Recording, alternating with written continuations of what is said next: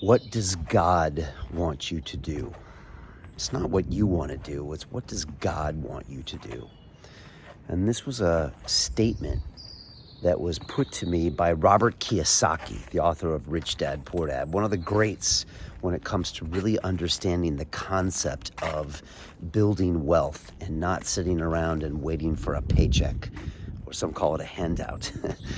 And it was interesting. I was in Phoenix, it was in 2017, and I was sat down in this massive studio with about 25 different people there.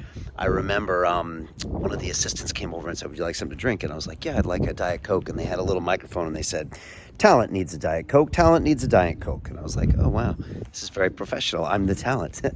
And I sat down with Robert. We spoke for 2 hours. This interview has now been watched, I think, 40, 50 million times.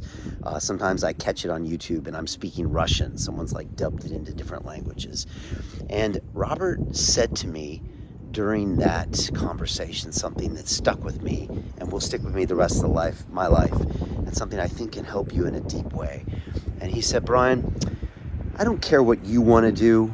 I see this younger generation and it's all about me, me, me." He said, "What you need to do is you need to go and find out what God wants you to do. What does the world need you to do? How can you be of the best service to your fellow human?" Now, this is a guy who wrote a book called Rich Dad, Poor Dad, right? This is a guy who's got a lot of money and wealth. And you would think that he just does what he wants to do, but not true. He has a higher purpose of service to his fellow man.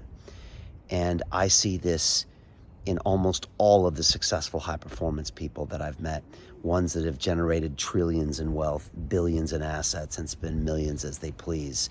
They have this higher purpose. They have a spiritual sense to what they're doing. And that gives them this North Star. It gives them this energy, and it gives them this massive chance for success. And most of them are successful. And so if you think money and the billions and the wealth is all about getting a couple extra bucks so you can buy a couple extra Lambos, you're very, very wrong. And if you try to pursue it that way, you will very, very fail. But if you want to do it correctly and also live an incredible life at the same time, then that's the way to approach your journey of life. And I believe wealth is part of life. It's an expression of who you are, and wealth will flow to someone who is doing great things for other people and great things for themselves. It's all aligned with the congruence of your character, and it's all massively intertwined. People think that wealth isn't spiritual. I massively disagree. It is. Matter of fact, if you are ultimately connected and congruent to your higher purpose, wealth should flow to you. And from you, it flows out to others. The more money you can make, the more people you can affect, the greater life you can live. And worst case, you can always give it away. So there's so many aspects. It goes back to one of my favorite lines in the movie Wall Street, which, by the way, that movie is pretty much can explain anything in life. But Bud Fox says to his dad, "There's no nobility in poverty, not anymore." And it's true. This whole concept that you have to be poor to be noble is wrong. It's lazy. It's selfish to walk around with that mentality. You should generate abundance around you and have it for all around you, and have a North Star that has a higher purpose. And when you do that, wealth will flow to you. So those are my thoughts on the day. I've been thinking a lot about this lately because I'm putting together a curriculum for my Wealth Academy, which starts shortly, where I'm going to be taking a small group of people and expanding their consciousness, reprogramming their brain, trying to unplug from the matrix and get into that wealth mindset. Because the older I get, I realize that getting wealthy is not about picking the right crypto or getting the right funnel or creating the right digital product or buying the right stock.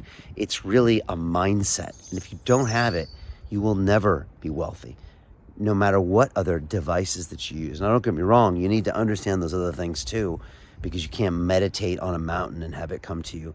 But the mindset is actually more important. So if you're interested in that, hit me up on Instagram at @TheRealBrianRose. DM me the word wealth.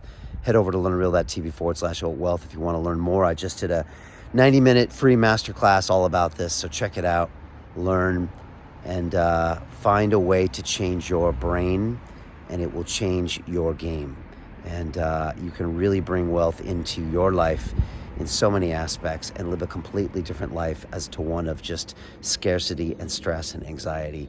It's not worth it, and nobody has to live that way. If you do, it's your choice. Now you have a choice to change it, so do it.